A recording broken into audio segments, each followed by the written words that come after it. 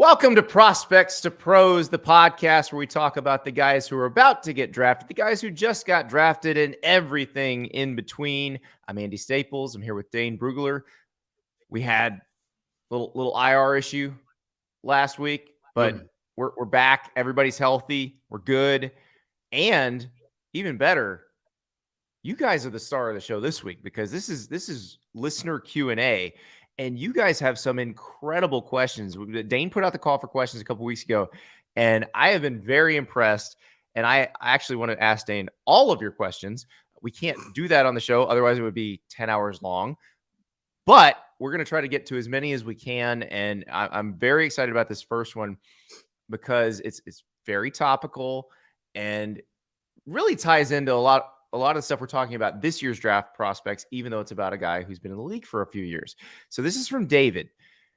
A retrospective look at Jalen Hurts, the prospect, versus what he's become 3 years later, the front runner for NFL MVP. How did he get here, and how does elite athleticism plus intangibles change the QB evaluation going forward?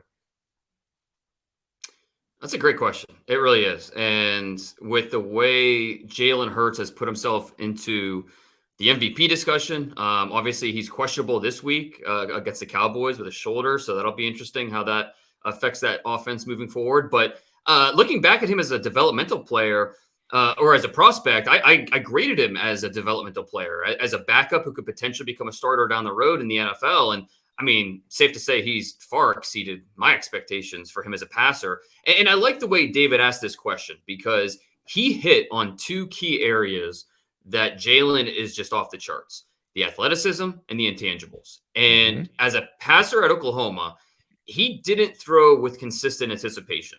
He was often late working through his reads. He'd force it into heavy coverage.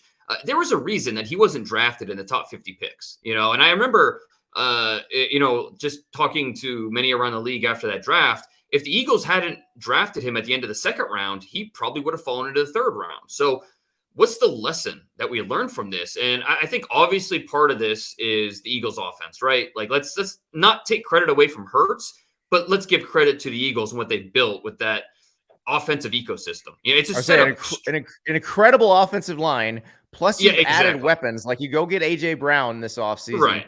You drafted Devontae Smith. It's a dominant run game. Dallas Goedert, when he's healthy, there's a nice supporting group around him. Like let's give the Eagles credit for what they built. But also, the most important relationship in football is between the quarterback and the play caller, right? And so Hurts, his versatility with his skills, that allows Philly to attack the weaknesses of the defense. Some games we see them rely on the pass. Other games, it's more of a run-heavy attack. And Hurts is the catalyst of both. So he's just a much different runner than most of these mobile quarterbacks. He's different than Josh Allen. He's different than Malik Willis. He's just different than Lamar Jackson. He's 225 pounds. He's got the build, the vision, the toughness of a running back. But he also does a really nice job avoiding hits. So he doesn't take a lot of those punishing hits that we see. Even some of these quarterback sneaks that he's going to take hits, obviously. But for the most part, he does a nice job avoiding contact. So I think that versatility really unlocks a lot with the game plan. But specifically looking at Hurts, I don't think it's quite as simple as just athleticism and intangibles, right? Because if it was, Tim Tebow, he'd still be starting in the NFL. I think the improvements that he's made from college compared to, really just even from last season, you look at it and it's really, really impressive. Usually quarterbacks, we don't see them make these drastic jumps with their timing, with their decision-making in the NFL when everything just gets faster. So Hurts has done that. And I think a big part of this, and this I think maybe is the best way to answer David's question about how we look at the quarterback position moving forward, is a big part of Hurts's development has been the mental toughness. And I think that has allowed him to stay confident and never a doubt. He never doubted his talent, even though he made mistakes. The more he saw coverages, the more he figured things out. And really, I think that's the main difference between Hurts and even like throw a guy like Josh Allen in that mix who took his lumps. As a draft pick in the top 10, even though he did go early, people were immediately calling a bust. They beat him up throughout the process. Even his first year as a rookie, he was labeled a bust early on. But the way that these guys have overcome, the mental determination, the resiliency to battle through all those mistakes and realize their fullest potential. That takes so much intestinal fortitude and the mentality. And that's really the big difference between Josh Allen, Jalen Hurts, compared to a guy like Zach Wilson right now, who is, he's struggling to work through those mistakes, those speed bumps. So, I think that's the best way to answer this is, yes, he's improved as a passer, and that's always hard to predict. But it's the toughness, the mentality to really power through that. So, but I mean, even at this point last year, fans, us in the media, we were talking about the Eagles. Oh, they have 2 first-round picks. They're positioned well to go get a quarterback if they need to. I mean, that's not even on the table anymore. It's crazy the amount the narrative has changed. Well, so Jalen Hurts in college was a really interesting case study. If you go back to his first game, this is true freshman year, 2016, Alabama, USC, and Jerry World. Yeah. Blake Barnett starts that game for Alabama. Blake Barnett was a 5-star recruit, had redshirted, was one of several guys they had on that roster. They had Cooper Bateman as well, who was another high-profile recruit who didn't wind up doing much at Alabama. Jalen Hurts comes in the middle of that game. He's throwing beautiful deep balls. By 2018, when he's about to leave Alabama, his throwing mechanics looked all out of whack. His ability to throw the ball down the field, like his accuracy was completely different. And I feel like his time at Oklahoma with Lincoln Riley was sort of the reclamation of his passing ability. And that's where it started. And then it sort of evolved as he got in the NFL. I'll give you a trivia question. How many offensive coordinators did Jalen Hurts have in 4 years of college? Oh, gosh. So, I mean, obviously Lincoln Riley at Oklahoma, and then at Alabama, he went through, was Lane there his last year? The answer is 4. No, okay. Lane was his first year. So Lane Kiffin, Brian Dable, Mike Loxley, and then he transfers to Oklahoma and plays for Lincoln Riley. So if you're looking for why he might be an outlier and why he improved so much as a passer early in the NFL, which we don't see very often outside of like Josh Allen, that may be the reason, is that he was dealing with a lot of changes and said, do this, now do this, now do this, now do this. And now he's in a consistent environment where someone is looking at what he's good at and building an offense around what he's good at. And the intangibles also helps, because I will never forget standing in front of Jalen Hurts' locker after the national title game when he had been pulled at halftime and Tua had come in and basically won the game for Alabama. You could not have handled that situation with any more class and dignity than Jalen Hurts handled that situation. And that's when you just knew this guy is different mentally. Yeah. Because most people would have just gone to the shower, to the training room, and never come out. And then the way he handled the next year at Alabama, because that was before the transfer rules changed. If it were now, he would have transferred after the 2017 season. He would have played somewhere else in 2018. But at the time, you couldn't do that. You had to sit out a year. So he was in a situation where he was going to graduate from Alabama at the end of the 2018 season and be able to play somewhere immediately. So he was either going to miss the 2018 season sitting out, or he could be the backup at Alabama. He chose to be the backup at Alabama and came in and saved their asses in the SEC championship game against Georgia. Yeah, when Tua got hurt. And never once complained, never once did the woe is me thing. He was just great the entire time. And, I read the stories about him, lifting with Lane Johnson and that's who he seeks out. And it tells you a lot. And so when you have those intangibles, that's a great ground floor to start with. You still have to be able to make the throws, though. And that's the part that's amazing to me, is that has happened in the NFL. I just gave you the excuses for why it probably happened. That still doesn't mean it's usually going to happen. Yeah.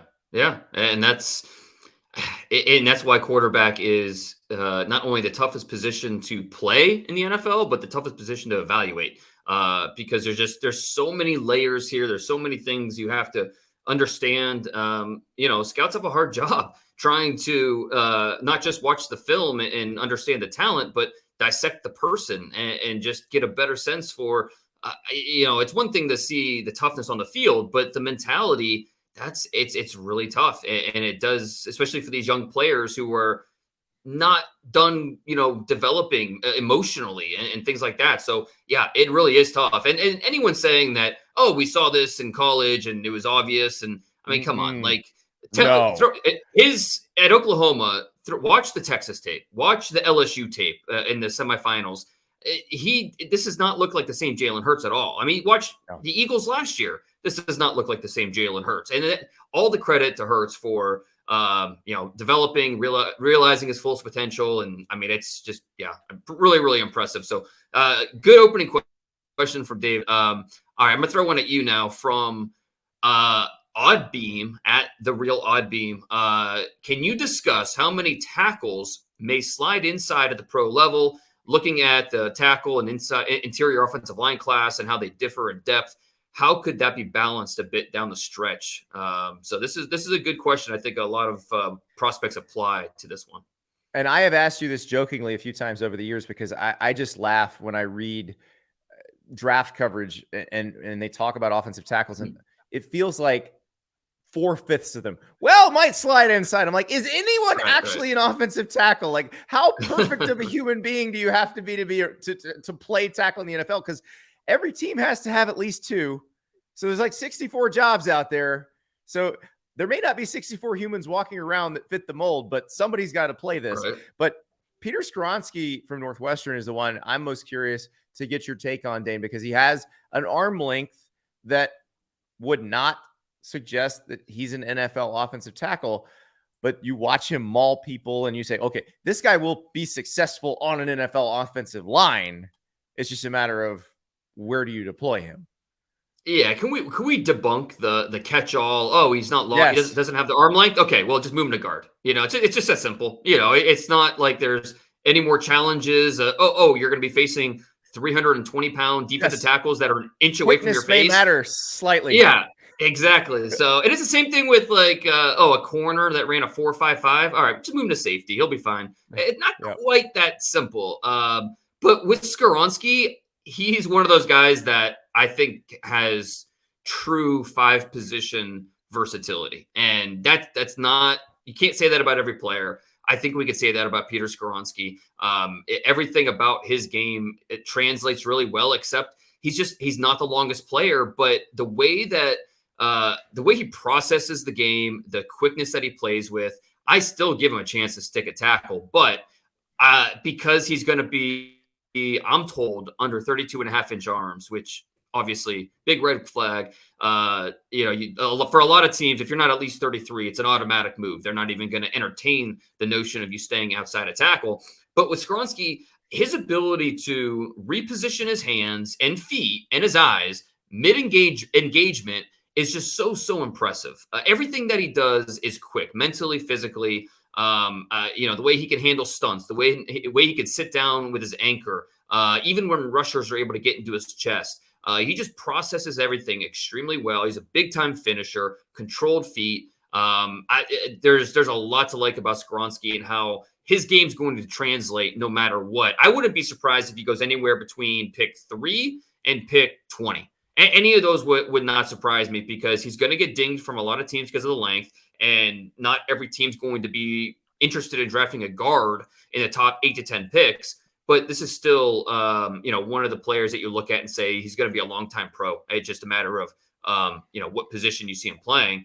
Aside from him, our guy, Cody Mock from North Dakota State, one of our favorite players in the draft. Yep. By the way, they're still playing football, North Dakota State and South Dakota State in the FCS championship down there in Frisco, Texas. That'll be a fun one. The first week in January coming up. So something to look forward to. We see him. You could see Tucker Kraft, the tight end. So a couple NFL prospects. The fullback from North Dakota State as well.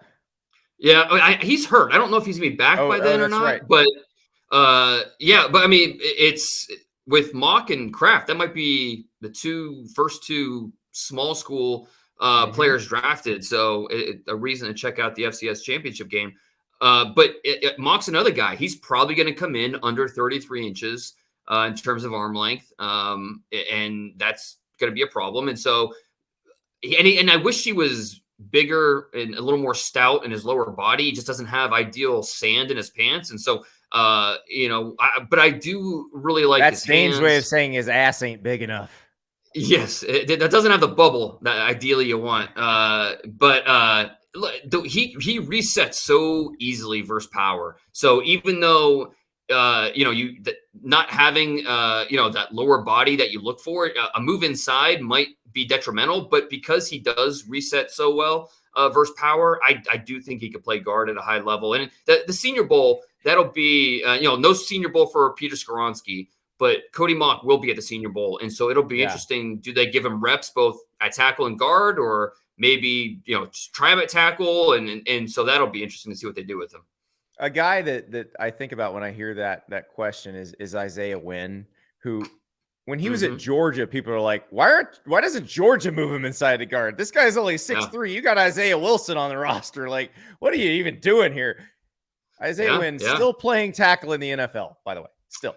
He is, yeah. And we see these guys every year. I think two other ones that we'll hear about this year, Syracuse's Matthew Bergeron, who is an outstanding run blocker, but there are some issues in pass pro, and that's why I think the top 50 talk's a little rich. I see him somewhere in day 2. I think it's the right value because his run blocking is so good. But I think if you move him inside the guard, that might be the way to get the most out of him.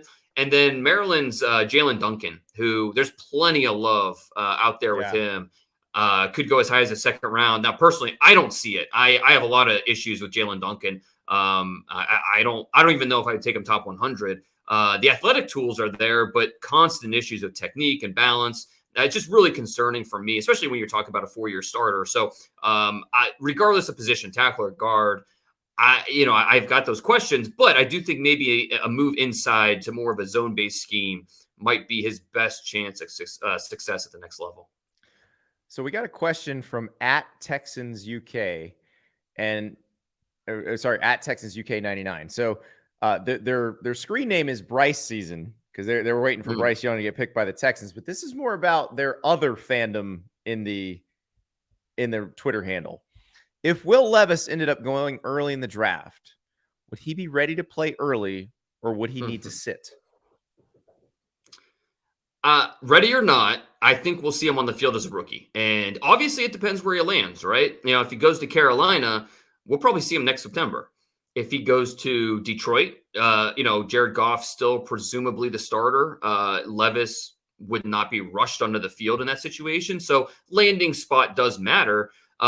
But this brings up an interesting, philosophical way of looking at the quarterback position. Because in the past, I think with unrefined quarterbacks, we would always hear, "Oh, he just needs to sit and learn."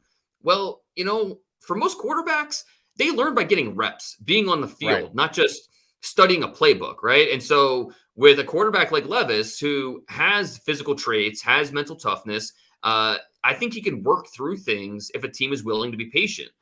Use that mobility, use his legs to help things. This is what we just got done talking about Jalen Hurts. I do think that Will Levis has some of that toughness, both mentally and physically, that he can work through some of those issues. So most young quarterbacks, they're going to get better. Not all.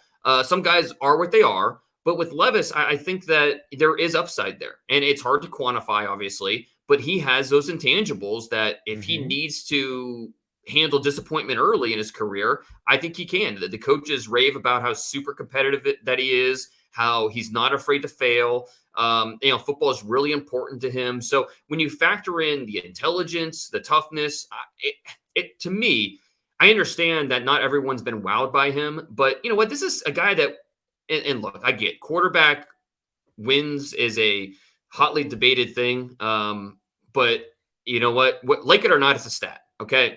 And it's, to me, quarterback wins and losses as a starter has no more or less relevance than completion percentage, because a lot of things matter, in terms of, for that thing, for that stat to come up. Now, just like every stat, it's flawed. You need context, everything else. But you know what? Will Levis is 17-7 as a starter at Kentucky. That's not easy to do. And so I think that you got to give him credit for that. I do think that with everything that he has to offer, I 100% understand why he's going to be drafted in the top half of round one. And I mean, I wouldn't be shocked if he's drafted top 5 because of what he could be and with all the talent that he has. Yeah, it is such an interesting one. And we talked about Jalen Hurts and the ground floor being the intangibles, and it's a good cost of admission. Like if you're going to pick something to base everything on or to start with, you start with those because you can build on. And obviously, Will Levis has the physical tools as well. You just don't know if he can put them all together in the right package. Now, you've seen him be effective with an NFL offensive coordinator who actually may be a Kentucky offensive coordinator again. The word is that Liam Cohen is headed back to Lexington to be Kentucky's offensive coordinator again. So you've seen him in that kind of offense, the offense that everybody in the NFL wants to run, and you've seen him be effective. So that's I think what you got going for it. I still don't know if it's all going to come together for him. This is the hard part with QBs is realistically, maybe one or two of the guys are going to work out. And it may not be any of the ones that we're thinking. Like the year that Dak Prescott got drafted, we were not talking about Dak Prescott very much heading into the draft. We just weren't. Not like this. Not as a Pro Bowl type player. No. Yeah. And Jalen Hurts, we were like, oh, we'll see where Jalen Hurts winds up. But we were not talking about him being a top quarterback in the draft. It just wasn't part of it. So it's all a lot. Chuck Klosterman wrote a really interesting thing about this where he compared it to teachers.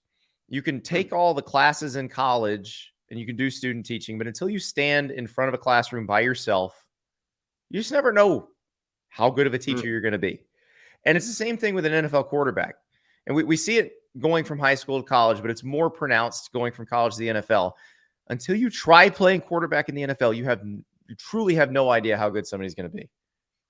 And it's a crapshoot. It really is. 100% is. It is. There's so many variables that help figure out what this player is going to be. So it really is fascinating to talk about. And look, I have had my fair share of misses. I did not see Patrick Mahomes becoming Patrick Mahomes. I was a little higher on Mitchell Trubisky than most in that. I mean, so trust me, I have had my fair share of misses when it comes to these quarterbacks. I am by no means an expert at this. I don't think there is such a thing. I mean, the smartest people in the NFL in terms of scouting and evaluation, they've got some big L's on their resume when it comes to quarterbacks, just because it's like you said, it's a crapshoot. It's just funny how some guys they could luck into Peyton Manning, and other guys just they don't hit on those guys, and they're looked at as bad GMs because they. I don't know that it was luck. The Colts had to be really bad the year before, and I know Ryan Leaf. I've worked a lot with Ryan Leaf over the years on the radio, and Ryan will be the first to tell you if you had interviewed Ryan, you wouldn't have drafted him either. He was as shocked as the rest of us that the Chargers picked him number 2. Oh no! Well, I'm just saying, like, okay, Bill Polian, for example. I mean, he's in the Hall of Fame, I believe. So okay, if you don't have that number 1 pick, say you just win one more game or 2 more games the year before, and you have the number 2 pick, is Bill Polian in the Hall of Fame?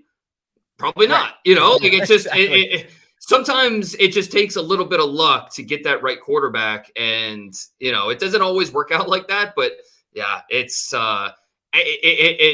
funny how we're talking about how we're talking about these quarterbacks now. A year from now, when we're doing this, how are we going to be talking about how these quarterbacks just did as rookies? It's all going to be changed. And I mean, I have my ideas about how this is going to go. Like I'm saying, if you're going to pick from these guys and you feel like he has to start next year, take Bryce Young because he's the best at football. The intangible part, how good of a teammate is he? How confident are you in him? Like, does he exude confidence? Does he feel like he has everything under control? Like, of these people, he's got that in spades. Yeah. Jake Haener might end up being an NFL starter out of this draft. Like, he's another guy. I love feel it. like Yeah. he's always got it under control. I'm a big Jake Haener fan. I Yeah. would be pounding the table for Jake Haener. Probably I doubt he goes top 100, but once Yeah. we get into day 3, I don't care. Yeah. Get him on my team. I don't care where you have to take him. I mean, he's the Mountain West Conference version of Bryce Young with the way the instincts, the way he can negotiate the pocket, the toughness, the accuracy. I mean, Jake Haener does who you're not get describing? enough love. You're describing Brock Purdy last year. Now, he was in the Big Yeah. 12. He played a higher level competition in college, but that was Brock Purdy, the guy the team loved to play for, the guy, all of that. Now, he took some risks, and you kind of you wanted to know, well, is he doing this because he feels like he's got to carry the team on his back, or does he, because they were at a talent deficit almost every game they played at Iowa State. So now he's on the 49ers, where guess what? They have a talent advantage over almost everybody they play. And it looks like he's not doing anything crazy because he doesn't have to. Right. And to your point about the stage not being too big, I mean, Brock Purdy, that's exactly that. And what you said earlier about, Jalen Hurts and all the different offensive coordinators that he had. Okay, with Will Levis, he's had the last 3-4 years, he's had 3 or 4 different offensive coordinators. So that plays a part as well into his evaluation. So, yeah, really, really fascinating topic. So let's move off that question. But let's stick with the quarterbacks. Okay. So this is from AP.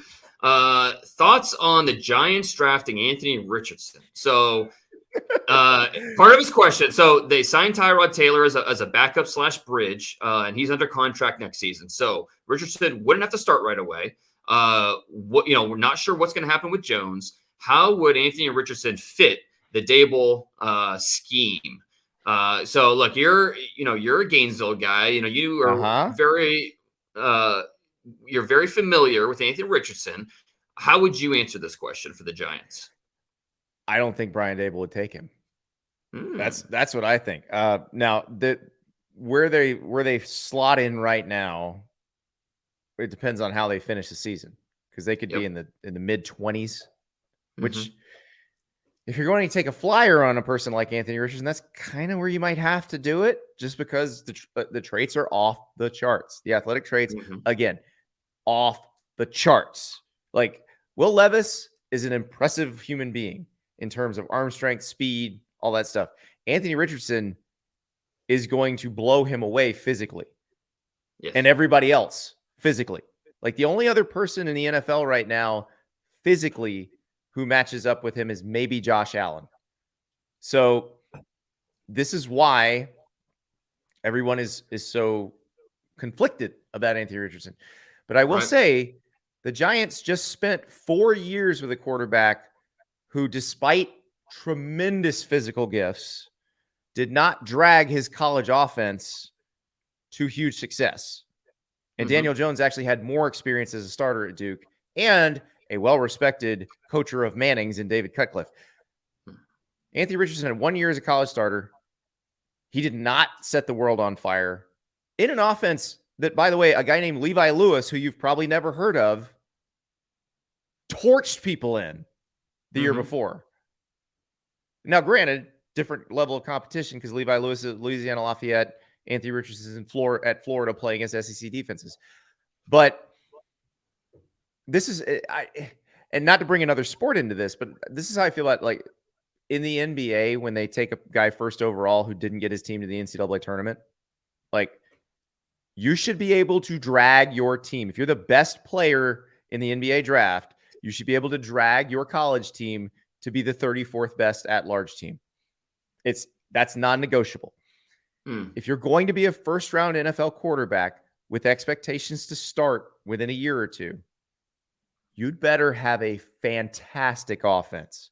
You better put up numbers. Daniel Jones didn't put up those kind of numbers at Duke. Anthony Richardson didn't put up those kind of numbers at Florida. That's my problem with that. And that's why I think Brian Dable would shy away. So, yeah, this is interesting. Okay, this is my take on it. Obviously, Brian Dable is going to have the most important opinion in what the Giants do at the quarterback position this offseason. My early guess is they figure out a way to keep Daniel Jones in the mix. Maybe that's the franchise tag. Maybe that's a short-term deal. Mhm. I'm not sure. The franchise tag gets a little tricky because Saquon, he's hitting free agency too. So we'll see what the Giants do there on the offense in that backfield. But the Giants, I mean, look, they're in the playoffs right now. There's probably a better chance that they upgrade at receiver or Yeah. do Imagine if they something had else. one really good receiver. Right. Imagine. So I'm just not sold that they would invest a first round pick into a volatile quarterback prospect, which probably means a step back in 2023. But with that said, let's play devil's advocate a little bit. Brian Dable has said, especially after some of these losses, how there are a handful of explosive plays that they missed for one reason or another. And remember, who was his quarterback last season? Josh Allen. Mhm. So would he go searching for his own Allen, or does he think Jones is good enough? Talk about Brian Dable. That's to Well, me, if that's you're Brian Dable, you also know that Josh Allen didn't become Josh Allen right. until they traded for Stephon Diggs. Right. Yeah, sure. That's a big part of it. And so I think when you look at the fit, Dable, he believes in building the offense around the quarterback. So to your point, building what is going to be the strong points of that quarterback and surrounding him with the personnel and the play calling. So, and just studying the Giants offense this season, Dable loves to create one-on-one matchups, and then he trusts the quarterback to make the right read. So plenty of we see a lot of play action, a lot of rub Mhm. routes, finding ways to get guys open. But it's still on the quarterback to identify where the pressure's coming from, know where to go with the football. And that's something that, we saw a lot when Dable was in Buffalo and his willingness Mhm. to tap into Allen's mobility and all the Yeah. ways that he can stress the defense. So spread option, two Here, back here looks, designed runs. We'd see that a lot. So if you pair Richardson with Dable, I have no doubt you'd see a lot of those quarterback run packages as well. So it's an interesting way to look at it. I still think they don't go that direction. They stick with yeah. Daniel Jones, but I can understand why at least the fans of the Giants that their minds would go there. Here's the other piece of Josh Allen that I don't think people understand. So I did a thing when Josh was going into his last year at Wisconsin. This was at Wyoming, excuse me. Yeah. This was his spring break before his last season. He and a bunch of other college quarterbacks were working out with George Whitfield, who's a quarterback trainer based in San Diego. And George would bring in former NFL offensive coordinators to help teach these guys how to set protections and do some things that maybe their college offenses didn't ask them to do. And I remember sitting in that classroom, and there's a former NFL offensive coordinator on the board asking these guys questions, showing them how to, this is a 6-man, this is how you turn it here, this is a 5-man, this is how you turn it here. Josh, because the offense he played in for Craig Bull at Wyoming with Brent Vegan as his offensive coordinator, already knew how to do all of this stuff. There was no learning curve whatsoever with that.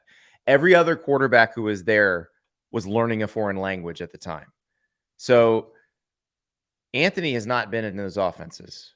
Now, Dan Mullen Hmm. did ask his quarterbacks to do a lot with protection. So he's had to do it a little bit, but it's not the same thing as what you're going to get asked to do at the NFL level.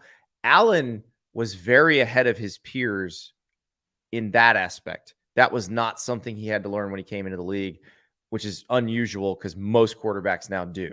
So Yeah. again, there's so many reasons Josh Allen's a unicorn, and comparing another guy to Josh Allen is unfair to the other guy, but that's Yes. yet another one. So Yeah, no, that's a great point, and that's just another layer that you have to consider when talking about these quarterback prospects and when to draft them and their trajectory at the next level. let's move on to a question from Joe. This is one I really loved. Traits versus production is a constant debate. Does success lean one way or the other relative to certain positions? Tight end being most obviously tied to traits. What about the others? QB, corner, edge, etc. So which position should you be leaning more on traits, and which position should be leaning more on production? don't care what position we're talking about. Traits are always going to be more important than production. Now, that's not the same thing as saying production doesn't matter. It's saying that traits translate much more than stats. It's a simple fact that college football and the NFL are two very different sports. Obviously, you want your players to have both. You want prospects to have both the high end traits and the production you can fall back on from college. But production tells me how good a player was in college. Traits help tell me how good he could be in the NFL. Now, with that said, I think there are definitely some benchmarks that I look for at different positions when it comes to productions and stats. For example, pass rusher. I want to see pressure numbers. Ideally, those are sacks. So if you don't have at least 10, 12 sacks in your career, that's a red flag, and you need to go understand the why.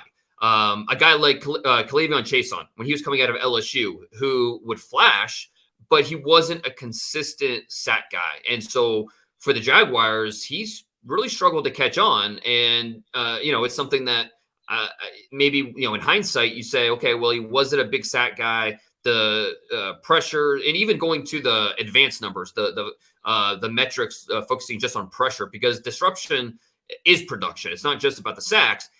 Chaisson wasn't a big pressure guy. And then that's pass rusher. And then I think also when you look at defensive back over the years, I found that one of the stats that translates the most is ball production, specifically passes defended, pass breakups. So defensive backs who can get their hands on the football, that's something I care about. Trevon Diggs, when he was at Alabama, he got his hands on a lot of footballs, and that has carried over now with the Cowboys. Last year, nobody threw at Sauce Gardner last year, and he still managed somehow to have 3 interceptions. He had at least 3 interceptions each of his 3 years for the Bearcats. So, guys that can get their hands on the football, that is something that you definitely take notice on. And again, that carries over. If guys are getting their hands on the football, that also factors into your traits and, that side of it. But the production, it's still good to see for these players. So I want to ask you a trivia question. Do you know how many tackles for loss the number 1 overall pick in the 2022 draft had in a 3-year college career? Probably like 15. 13.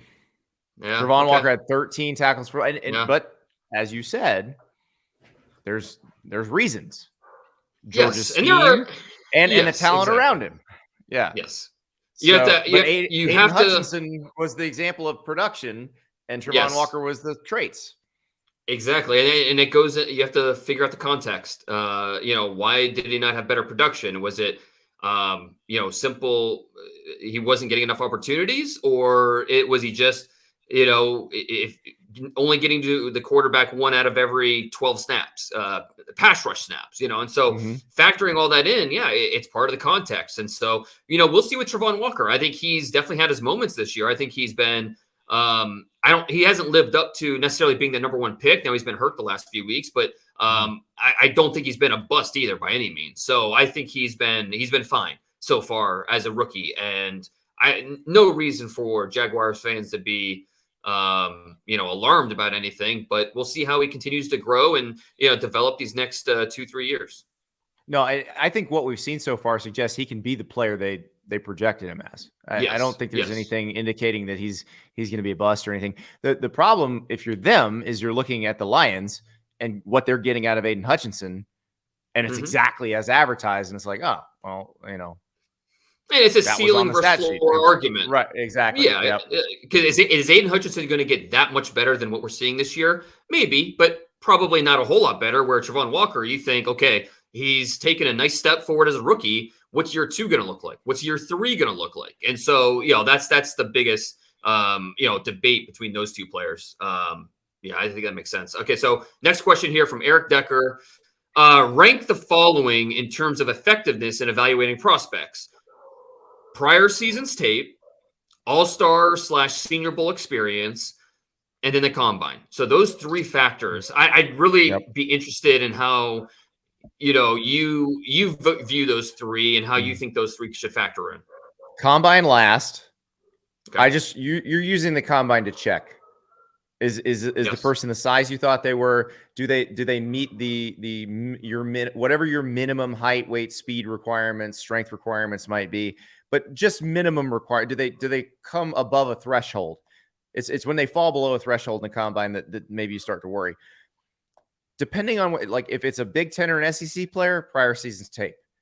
If it's somebody who played in a small school conference, or you felt like did not always play against the best competition, I want to see Senior Bowl practices. I want to see Shrine Bowl practice and practice over that game. I just want to see, how do they rep against the type of competition that you generally believe is what they're going to see in the NFL.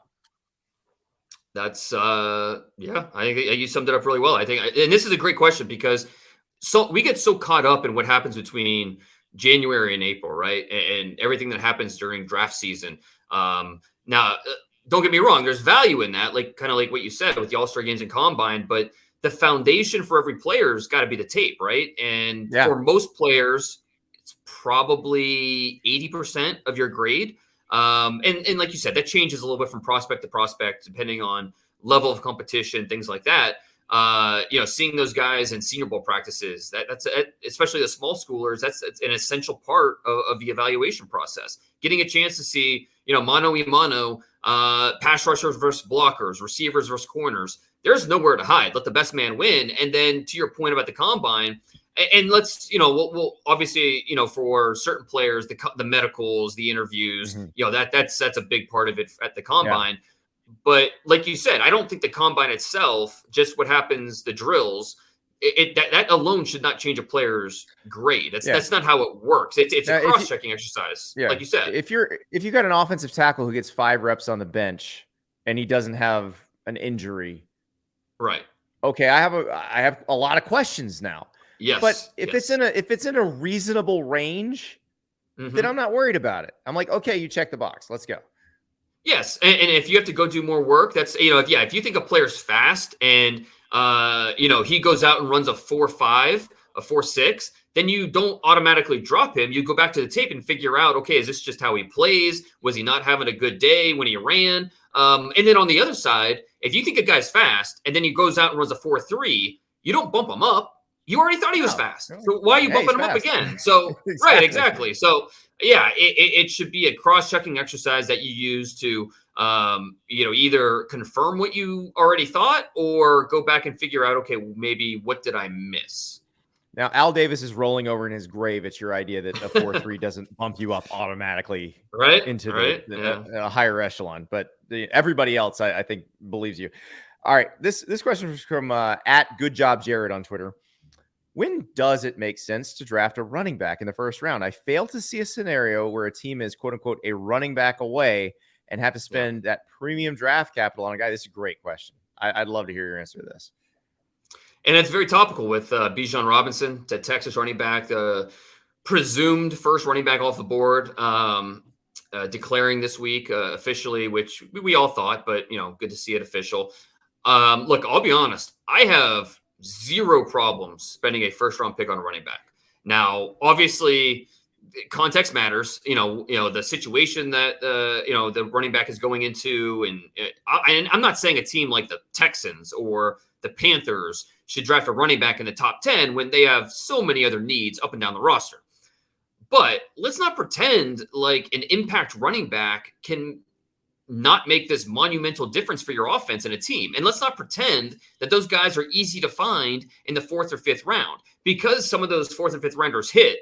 People think, we can wait. We'll get a guy later. You can, but not to the level of what a Bijan Robinson is going to give you. So drafting a running back in the first round, to me, should not be the criticism. The issue is when you give that running back those fat contracts after the rookie deal. Right. That's where it's a slippery slope. And that's more of the issue for me in investing such a large cap number in that position. It's just it's a tough pill to swallow. So people get so emotional about that when they've had somebody who's produced for 4 or 5 years and they're like, well, we have to. No, you don't have to. I know it's hard. Sentimentally, it's tough. You love this person. They've contributed a lot to your team. But if you are smart about it, you're going to let them go and you're going to find your next great running back in the draft.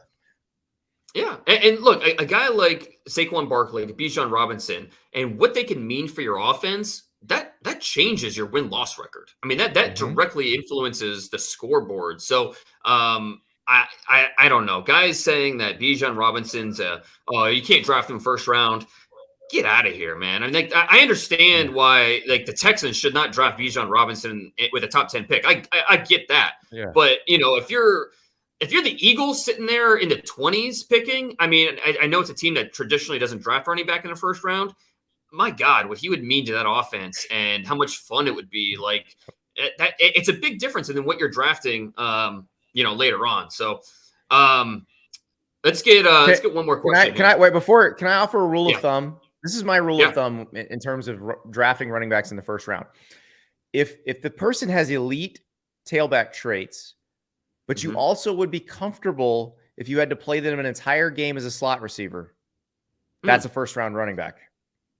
Okay. Yeah. I mean, I think that, you're talking about your Christian McCaffreys, your Mm-hmm.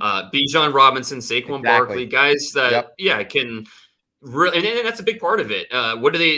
Can they be productive pass catchers? And, Yeah. I Because think that makes sense. if they don't have that second part, you can find Hmm. that person in the fourth round. So go get them in the Yeah. fourth round. But if they have that second part, that's what makes them special. That's what makes them a first rounder. Right. Okay. That does make sense. Um, Last question here from Steve. Actually, I'm gonna have one follow up too, but for this question, Okay. of the 4 FBS teams, who's a draft eligible player that can legitimately improve their stock in these games? So, give me one player from the 4 playoff teams that you think could drastically help themselves with the college football playoffs. I'm gonna go with help or hurt Okay, because this is a person who's gonna be we'll see if dealing the same with one I'm thinking of. the biggest challenge on the other team. It's Hmm. Keely Ringo from Georgia, the corner, Ooh, yep, that's a good one. because you got to play against Marvin Harrison Jr. Yep. and let's see how that goes because we've seen a lot of good at Keely Ringo. We've seen some risk taking, some things that happen. A little Stephon Diggs, not Stephon, Trayvon Mm, Diggs to his game, where yep. you're gonna get some big change of momentum type plays and then some big change of momentum type plays the other way. So you're now going to be asked to deal with maybe the best receiver in college football, Yeah. a guy who could be wide receiver 1 in the 2024 draft. How do you handle that? And remember what he did in last year's national title game with that interception, Uh, the pick six. that's right. If Which, he by the gets way, another, his coach is saying, get down, and he keeps running. right, and if he gets another pick or 2 in the playoffs this year, I mean, he's Yep. going to be labeled as this, big game player. And so, Mm-hmm. yeah, no, it's gonna be. I'll make a prediction. Keely Ringo against Marvin Harrison Jr. Ringo will not get beat deep, but he will give up a lot of things underneath. I think that's going to be a premium for him, is because he has the speed and he's going to be really Mm-hmm. conscious about not getting beat over the top. But because of that, he's going to give up a lot in front of him. And if that And happens, Georgia's going to win by a lot. they very well might. And Yep. limiting those big plays, and I think that's going to be, and that transfers nicely to my big play, or the one player that I think has the most to gain or lose, and that's CJ Stroud. He's going to be facing the most talented defense he's probably ever seen in his life against Georgia. And can he put the offense on his shoulders? Can he consistently move the chains, put up points? If he can do that, that would go a long way in the eyes of scouts. I've said it before. Stroud, I think he's an NFL starter, but he's not this top 5 lock that a lot of Twitter wants to think that he is. So there's plenty of doubters around the league. If he can go out there, play at a high level in what's basically going to be a road game, that Mm-hmm. will absolutely matter with his draft evaluation. So this is a big game for CJ Oh, Stroud. if CJ Stroud throws for 289 yards and 3 touchdowns in this game, I think if I'm an NFL team, I feel a lot better about him coming out of Yeah. this game. If he's Well, if he's getting battered and he completes 52% of his passes and is making some questionable decisions under pressure, then I feel a little bit differently coming out of this game. so much depends on the pressure and this is fascinating. All of his passing yards this year, only 10% of his passing yards have come against pressure. That's a very, very low number. People don't get Bryce much Young, pressure. Their opponents weren't really physically capable of getting pressure until that's part of it. other than Penn State and Michigan. Those are the only Yeah. defenses that had the talent to get pressure on them. Georgia does. Exactly, 100%. That's that. And okay, so we'll get out of here with this last question. Give me your top 3 Christmas movies. Go. Oh, okay. Yes. All right. It's a curveball. You weren't ready for this. No, I had to do this on a radio show earlier, and I think I messed up the Okay. order. So number 3 for me, Love Actually. Number 2, okay, It's a Wonderful Life. very and good. Number 1, not only the greatest Christmas movie of all time, the greatest threequel, the greatest third in a series, Move Over, Return of the Jedi, National Lampoon's Christmas Vacation. Very good. That's a good one. I did see catch that picture on Twitter that you just tweeted a little bit ago. It's a classic. That was my Halloween costume in 2019, Cousin Eddie. I still have the bathrobe good. and the hat. We could recreate that. So no, that's great. I mean, we have 2 the same. I would go with It's a Wonderful Life at 3. Christmas Vacation would be my 2, and then Home Alone. I mean, just when it came out, yes. where I was as a kid. I mean, just it's some of that's nostalgia. That's why I don't get why people slam other people's Christmas lists. Half of it's nostalgic. I mean, it's not. Yeah, it's, the better plot lines in your life when you saw this movie the first time. Yeah, exactly. So Home Alone's my 1. Well, let me give you, and I will text this to you after the show.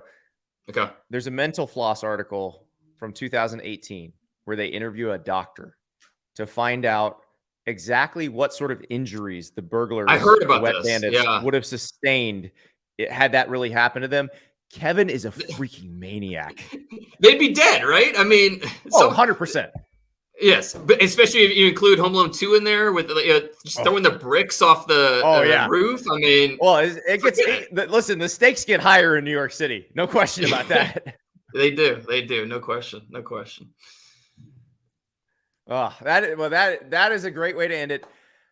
When we come back next week, we will give you our playoff preview, the prospects you need to watch in the college football playoff. Those 4 teams: Ohio State, Georgia, Michigan, and TCU. They got a lot of good players. We're going to be talking about them.